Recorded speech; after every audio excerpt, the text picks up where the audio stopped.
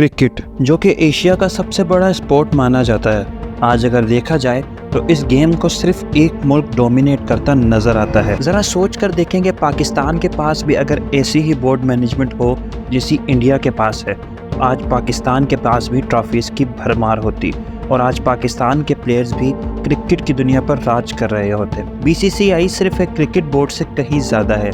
इसकी ताकत और आईसीसी पर इसका कब्जा इसे सबसे अमीर और डोमिनेंट बनाता है।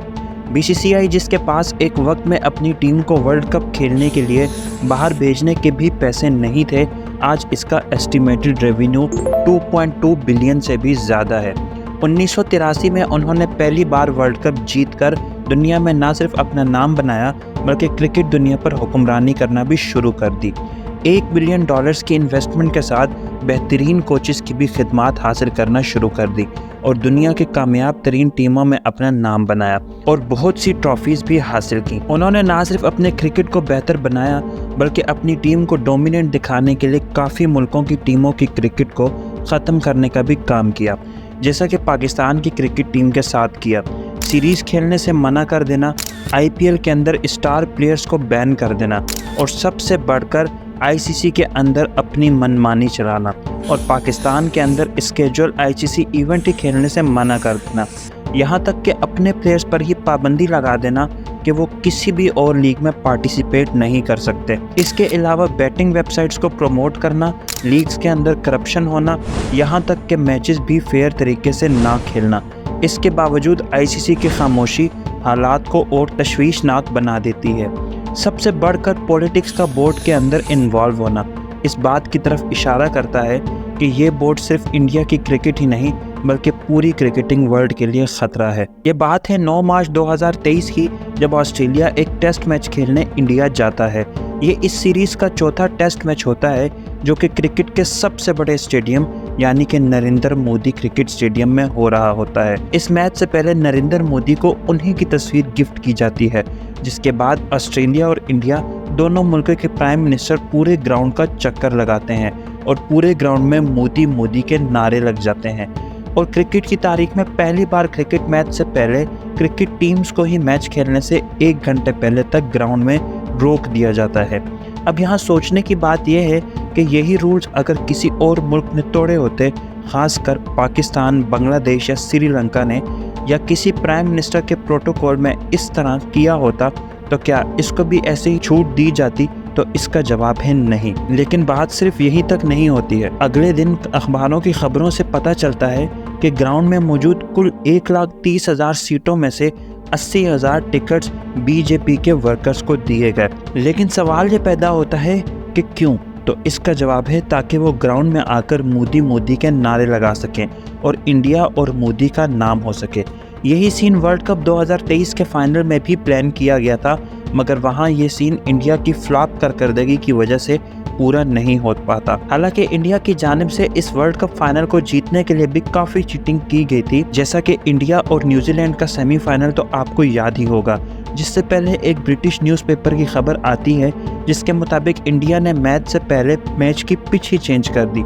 इस मैच के लिए पिच नंबर 60 डिसाइड की गई थी। अब यहाँ पर आपको ये बताता हूँ कि किसी मैच के लिए पिच कैसे डिसाइड की जाती है और क्या उसे चेंज किया जा सकता है या नहीं। इस मैच के लिए पिच नंबर 7 डिसाइड की गई थी, जिस पिच पर अभी तक कोई मैच नहीं हुआ था और वो एक फ्रेश पिच थी। और हर मैच के लिए, ख़ास तौर पर सेमीफाइनल्स और फाइनल्स के लिए, एक फ्रेश पिच का इस्तेमाल किया जाता है। मगर इस पिच को बदल कर पिच नंबर 6 का यूज़ किया गया, जो कि ऑलरेडी 2 मैचेस में यूज़ हो चुकी थी, जिसमें से एक इंडिया वर्सेस श्रीलंका का मैच था। सब कुछ सामने था, मगर आईसीसी फिर कोई एक्शन नहीं लेती। इंडिया के मैचेस में चीटिंग तो एक आम सी बात हो गई है, मगर एक ऐसा बोर्ड जिसने पूरी दुनिया को डोमिनेट किया हुआ है, ये इतना डोमिनेंट बोर्ड किस तरह बन गया? अगर इस बोर्ड की डोमिनेंस समझनी है तो यहाँ पर एंट्री देनी पड़ेगी हमारी कहानी के मेन कैरेक्टर जे शाह को। 2009 के अंदर जे शाह को गुजरात क्रिकेट एसोसिएशन का जॉइंट सेक्रेटरी लगा दिया जाता है। अब यहाँ पर इनको लगाने का मकसद एक ही होता है कि दुनिया की क्रिकेट को डोमिनेट करना और पूरी क्रिकेट की दुनिया में इंडिया का नाम बनाना। इनके इस टेन्योर के दौरान उन्होंने अहमदाबाद के अंदर दुनिया का सबसे बड़ा क्रिकेट स्टेडियम यानी नरेंद्र मोदी क्रिकेट स्टेडियम की कंस्ट्रक्शन स्टार्ट करवा दी। 2015 के अंदर वो बीसीसीआई की फाइनेंस मैनेजमेंट का हिस्सा बन गए। इसके बाद उन्होंने 2019 के अंदर गुजरात एसोसिएशन वाले ओहदे से इस्तीफा दे दिया और 2019 में ही बीसीसीआई के चेयरमैन सेलेक्ट हो गए और इसके बाद 2022 में दोबारा से बीसीसीआई के चेयरमैन सेलेक्ट हो गए। 2022 के अंदर जय शाह आईपीएल के लिए रिकॉर्ड ब्रेकिंग मीडिया राइट्स लेकर आए और इस साल आईपीएल के राइट्स टोटल 48,390 करोड़ रुपए के सेल हुए। अब इंडिया की गवर्नमेंट और बीसीसीआई की मैनेजमेंट जय शाह के इंडिया की पूरी दुनिया में डोमिनेंस के आइडिया को पूरी तरह से सपोर्ट कर रहे थे। अब इस बोर्ड का मकसद था कि फैंस का क्रिकेट के अंदर खोया हुआ इंटरेस्ट वापस लाया जा सके। उन्होंने अपने मुल्क की लीग यानी कि आईपीएल को कामयाब बनाना शुरू कर दिया। अब इस डोमिनेंस के अंदर सबसे बड़ा रोल है फाइनेंशियल बिल्डिंग का। ये तो हम सबको पता है कि बीसीसीआई दुनिया का रिचेस्ट क्रिकेट बोर्ड है जिसका रेवेन्यू 2.2 बिलियन से भी ज़्यादा है, जो कि आईसीसी के रेवेन्यू के तकरीबन बराबर है। इसी वजह से हमें बीसीसीआई का इन्फ्लुएंस पूरी दुनिया की क्रिकेट में देखने को मिलता है। इसके अलावा जय शाह का आईसीसी का एक अहम मेंबर होने की वजह से भी इनका आईसीसी की मीटिंग्स के अंदर डिसीजन लेने का रोल भी काफ़ी इम्पोर्टेंट है, जिसकी वजह से वो जिस मर्जी फैसले को चाहें एक्सेप्ट कर लें और जिस मर्जी को रिजेक्ट कर दें। फॉर एग्ज़ाम्पल 2023 में जब पाकिस्तान ने एशिया कप होस्ट किया तो इंडिया की टीम ने पाकिस्तान आने से मना कर दिया और वजह सिक्योरिटी रीजंस बताए, मगर इससे पिछले सालों में पाकिस्तान के अंदर ऑस्ट्रेलिया, इंग्लैंड और न्यूजीलैंड जैसी टीमें आ चुकी थीं। तो इंडिया को ऐसा कौन सा सिक्योरिटी कंसर्न था जो बाकी दुनिया की बेस्ट टीमों को नहीं था। अब आप कहेंगे कि आईसीसी का एशिया कप से क्या ताल्लुक। यहाँ पे बताता चलूँ कि इस वक्त Jay Shah Asian cricket council के भी चेयरमैन थे और अभी भी वो एशियन क्रिकेट काउंसिल के चेयरमैन हैं और उनका ओहदा जनवरी 2025 को ख़त्म होगा।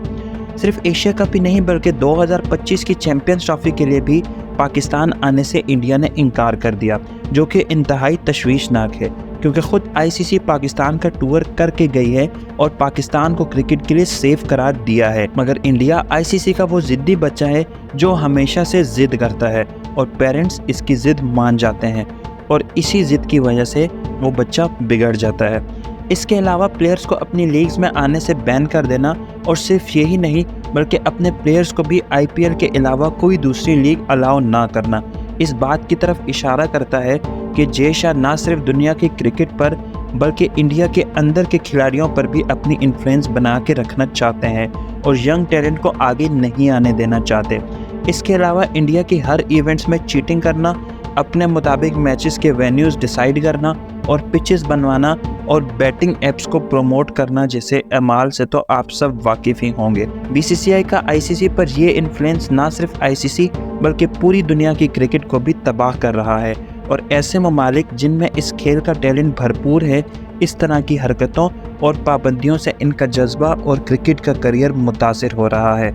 उम्मीद करता हूँ कि पूरी क्रिकेट की दुनिया इस मसले को सीरियसली लेगी और इस जेंटलमैन गेम की जेंटलनेस को बरकरार रखने के लिए अहम और अच्छे कदम उठाएगी।